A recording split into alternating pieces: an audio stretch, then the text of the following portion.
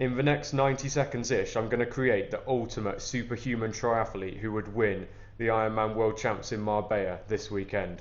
Watch this. So starting with the swim, and I want the first 200 metres to be swum by Matt Hauser, because in Wollongong at the World Champs a couple of weeks ago, it was incredible. He was just so fast at the start, he got body length on like everyone.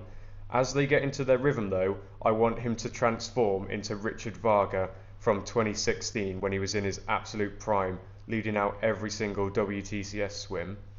And then to assess the damage that they're inflicting on the rest of the field, I want Lucy Charles's 5 strokes of backstroke from Kona, where she's having a look at everyone, seeing how much they're hurting, because this swimmer would be absolutely unstoppable. Then as they come into transition, I want Jamie Riddle's entry speed.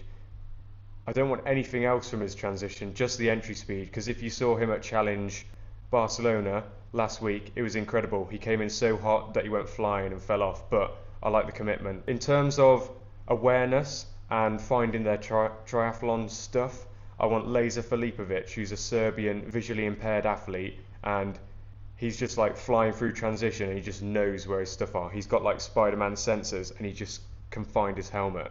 Moving on to the bike, and I want Taylor Nibb's quads because they're insanely powerful and I'm pretty sure she dropped most of the men, but I want Peter Sagan's bike handling skills from 2010 era where he's just jumping over curbs and wheeling up mountains.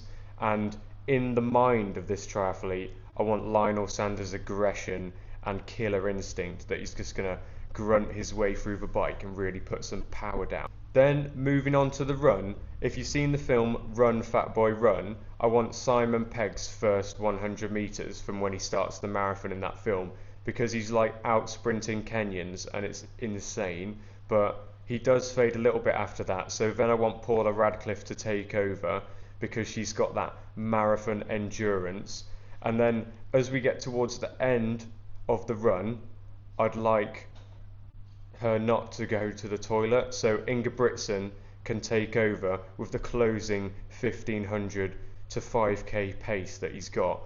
Honourable mention to Sydney McLaughlin, and I'm not sure how many age groupers are going to be on the course on the second lap, so you might have to use some hurdling skills to jump over a couple. Now I've calculated how fast this person could do a 70.3 and it's actually 5 seconds. So if you think you could beat me with your special superhuman athlete, leave a comment, but I'm pretty sure you can't, so just keep scrolling.